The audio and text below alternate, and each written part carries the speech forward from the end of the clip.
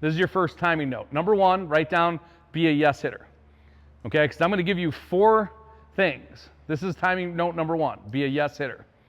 And this has got a lot more to do with mindset than it has to do with anything else.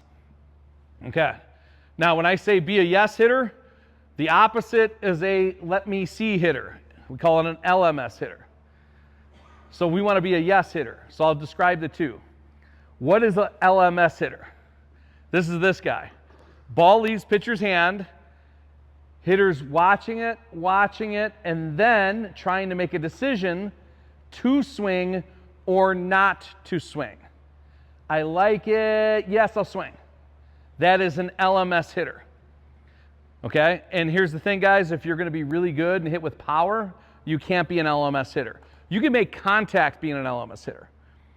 But you're not going to hit with power, because by the time you have decided whether you're going to swing or not, you have to almost alter your swing just to survive the experience. Correct? So you're almost indecisive a little bit. Like you're going, should I swing or should I not? The greatest hitters in the world don't choose to swing or not to swing. The greatest hitters in the world are already committed to swinging. It's not a decision of yes or no. There's only one decision a great hitter makes, and that is no. He is yes, yes, yes, no. There's only one decision. So I want you to think about this. When you guys took batting practice yesterday when I was throwing to you, I bet you out of like probably 100 pitches I threw yesterday, I only saw 3 guys not swing at a pitch. Like literally 3 pitches I thrown that weren't swing at. Now, was every pitch a strike I threw? No. Right? Don't get me wrong, I'm pretty good at it. But I probably threw 70% strikes, maybe less. But you guys still swung. Now, why did you swing? Which mode were you in? Yes hitter or L.M.S hitter? Which mode were you in? You were yes hitters. Almost everybody is in batting practice. Coach is throwing, you already decide in batting practice that you're going to swing. You're like, I'm swinging, it's batting practice. Then we get into a game, and then we start going, well, coach says I got to get a good pitch to hit. Now we're trying to decide, am I swinging, am I not swinging? So think about it. How are you training your brain? In batting practice, you're swinging at everything. And in a game, you're trying to make a decision to swing or not to swing. Do you guys see a disconnection already? There is the biggest disconnection there is, period, about hitting. In batting practice, you're not making any decision. In a game, you're trying to make a decision. Doesn't make sense. So one way you guys can get better at being an L.M.S hitter, a yes hitter in a game, is make sure the guy you're playing, throwing you BP, right? Make sure that he's erratically throwing you balls, or you got to make sure you're putting the brakes on pitches you don't like or you're looking for. Otherwise, you're taking mindless BP. You're just hitting just to hit. I'm working on my swing, and then all of a sudden we throw you into a game. We go from just working on my swing to throwing you into a game where your brain is not even working the same way.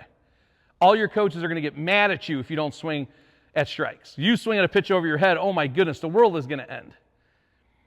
But in the cage, you're not practicing that. All you're practicing is swing, swing, swing. It's swing practice. It's not decision practice. If you guys want to be awesome, you got to understand that it's yes, yes, yes, no. It's not let me see, yes or no. Okay? Now think about it. If I hit you tonight, you got to face Aroldis Chapman. Do you think you have time by the time the ball leaves his hand? Do you have time to decide yes or no? And even if you did, how is that swing going to look? It's not going to look very good. If you number one, you probably get blown away, but number two, even if you didn't, it's going to look a little defensive. So the number one trait about timing is this brain is looking for a pitch to hit. Now, that could be a fastball down the middle, that could be a slider, whatever it is. He's hunting a pitch. He's hunting. Yes, yes, yes, yes. And as soon as he sees it, recognizes that this is not, what is he doing? Abort mission. Abort mission. He's assuming that he's getting a very hittable pitch he could drive. Maybe it's a fastball, whatever he's sitting on. And then he's aborting the mission if it looks different. So he's yes, yes, yes, no. Now, if you have this approach, now you know why even the big leaguers will swing at shit out here. Why will they swing? You ever see that? You're watching TV like, how the hell did he just swing it? That pitch was like 10 feet outside. Like, you ever, like, right? You know, like, you want to throw something at the TV, like, why did he just swing at that? Well, what mode was he in? He was in yes mode. He was in yes mode. He was simply fooled. The visual of that looked like what he was going to get, and he was fooled. So this, to me, is the biggest disconnection from practice to the game. So your corrections on this would be, and write this note down, take 50-50 BP. And 50-50 BP basically means at least 50% of the pitches that are thrown to you are not in the strike zone, not hittable pitches. So if you have a buddy you go play front toss with, tell him deliberately fire balls over your head, behind you, in the dirt, so you could practice hitting the breaks. This is not an exercise in pitch selection. This is an exercise in understanding how to stop. Yes, yes, yes, no.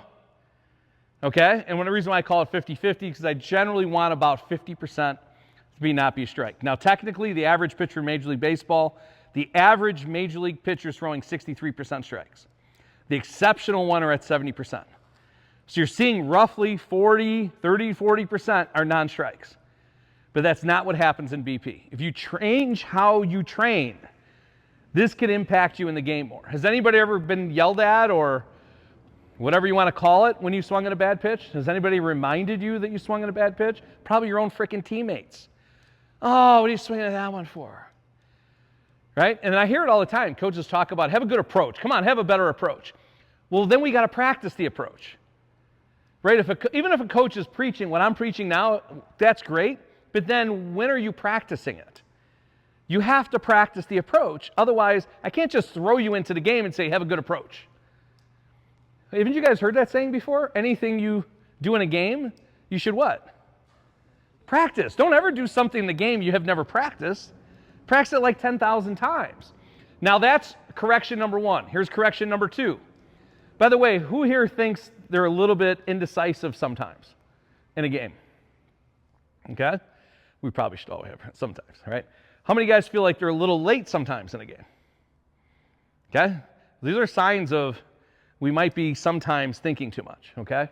Now, here's the deal. Here, if this is you, if you're taking too many good pitches for strikes, especially, or you're late, follow one of these rules, okay? Write this down. All of you should write this down because this might be you one day, okay? The first one is the no called strike rule. No called strikes. Meaning, if you get to a point where you're thinking too much, your brain's getting in the way, tell yourself, I am not taking a single called strike, specifically on a fastball, especially with less than 2 strikes. Any. And give yourself like some accountability if you don't. Like, you know, I'm going to do 5 push-ups every time I look at a fastball for a strike. Right? Breaking ball with less than 2 strikes, I wouldn't worry about it as much.